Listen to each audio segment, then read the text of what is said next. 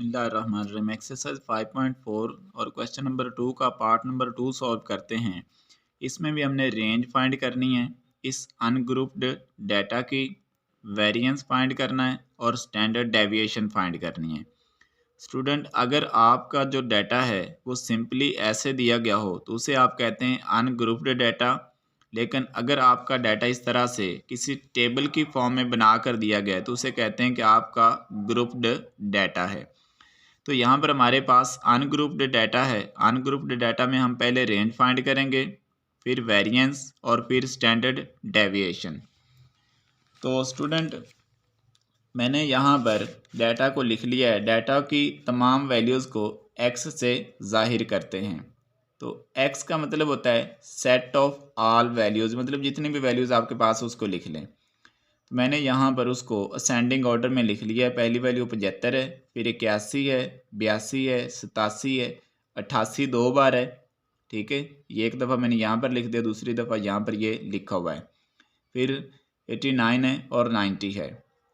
अब रेंज मालूम करने के लिए आपने क्या करना है कि आपने अपने अनग्रुप्ड डाटा में से सबसे बड़ी वैल्यू को नोट कर लेना है। और सबसे बड़ी वैल्यू क्या है? 90 है। तो सबसे बड़ी वैल्यू को एक्स एम के बराबर लिखना है। तो X M equal to 90। X M का मतलब होता है सबसे बड़ी वैल्यू। फिर आपने सबसे छोटी वैल्यू अपनी ग्रुप्ड डाटा में से नोट करनी है। सबसे छोटी वैल्यू कितनी है? 75 है। सबसे छोटी वैल्यू को x0 से जाहिर करते हैं, तो x0 बराबर लिख लेंगे 75। तो अभी हमने यहाँ पर सबसे बड़ी वैल्यू और सबसे छोटी वैल्यू नोट कर ली है। तो अभी हम रेंज का फार्मूला लगाएंगे। रेंज का फार्मूला होता है X M minus X naught, यानी कि सबसे बड़ी वैल्यू में से सबसे छोटी वैल्यू को माइनस करना है। सबसे बड़ी वैल्यू 90 है, सबसे छोटी 75 है। तो 90 में से 75 माइनस करेंगे तो आंसर आ जाएगा 15। इसका मतलब है कि हमारे पास जो यहाँ पर डाटा गिवन है, इस अनग्रुप्ड डाटा की जो रेंज है वो कितनी है? 15 है। तो ये तो स्टूडेंट रेंज फाइंड होगी। अब चलते हैं वेरिएंस और स्टैंडर्ड डेविएशन की तरफ।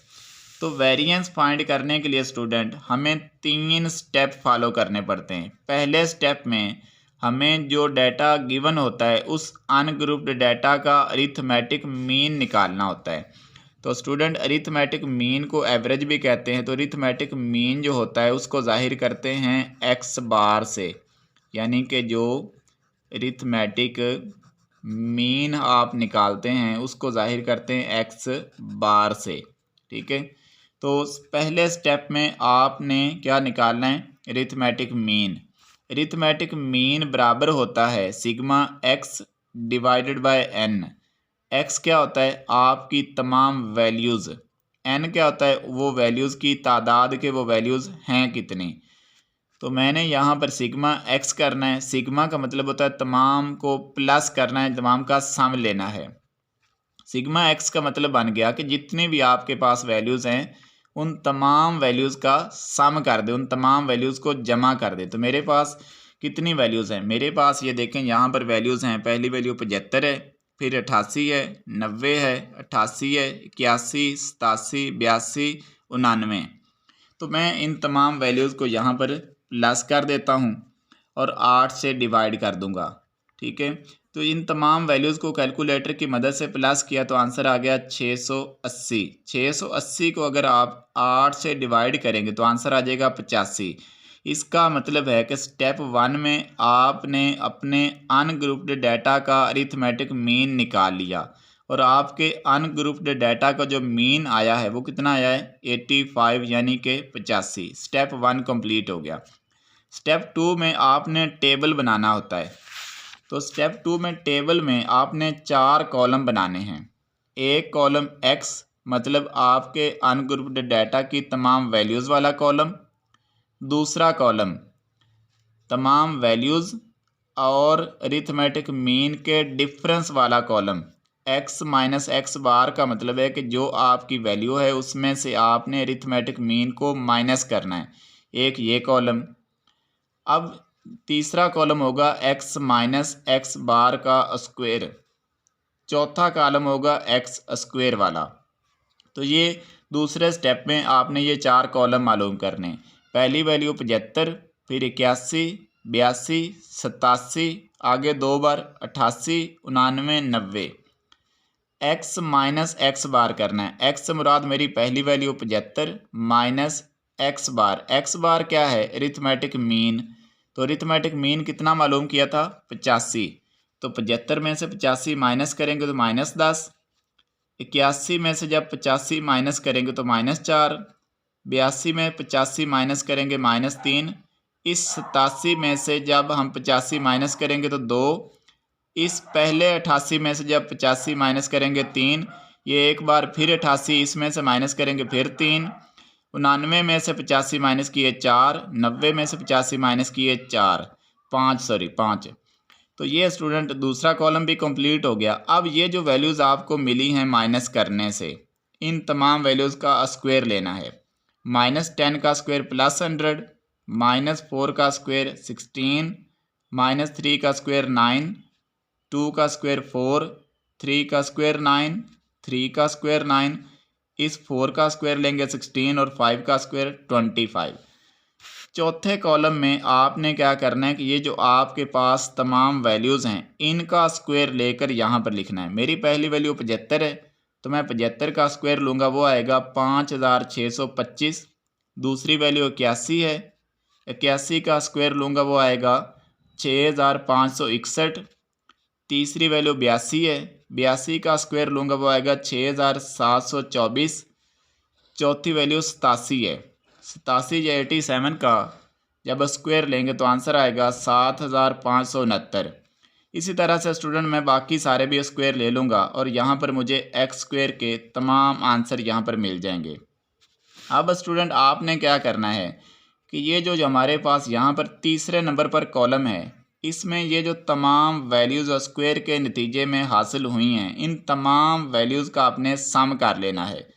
यानी 100, 16, 9, 4, फिर 2 बार 9, 16 और 25। इन तमाम वैल्यूज़ का जब आप सम करेंगे तो 188 आ जाएगा। तो स्टेप नंबर 2 में आपने टेबल बनाना होता है और उस टेबल के अंदर 4 कॉलम बनाने हैं, ठीक है। और तीसरे वाले कॉलम में ये जो x माइनस एक्स बार का होल स्क्वायर होता है, इसके नतीजे में हासिल होने वाली तमाम वैल्यूज़ का नीचे सम लिखना होता है। तो ये टेबल कंप्लीट हो गया, यानी स्टेप 2 भी कंप्लीट हो गया। स्टेप 3 में हमने क्या करना होता है? वेरिएंस फाइंड करनी होती है।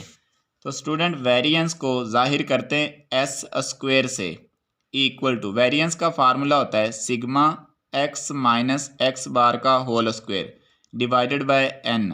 तो sigma x minus X bar के होल स्क्वायर की वैल्यू तो यहाँ पर मैं मालूम कर चुका हूँ 188। यहाँ पर टेबल में ये 188 आई थी। ये देखें x माइनस एक्स बार का जो होल स्क्वायर था, इसमें हासिल होने वाले तमाम वैल्यूज़ जो स्क्वायर के नतीजे में मुझे तमाम वैल्यूज़ मिली थी, मैंने उन तमाम का सिग्मा या सम किया तो 188 आ गया।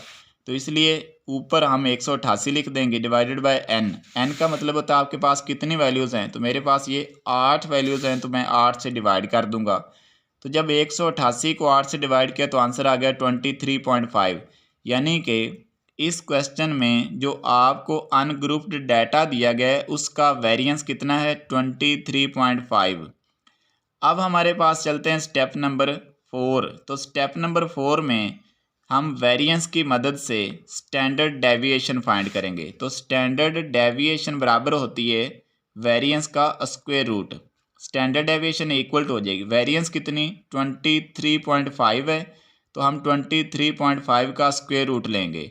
तो कैलकुलेटर की मदद से जब आप 23.5 का स्क्वायर रूट लेंगे तो आंसर तकरीबन 4.85 आ जाएगा।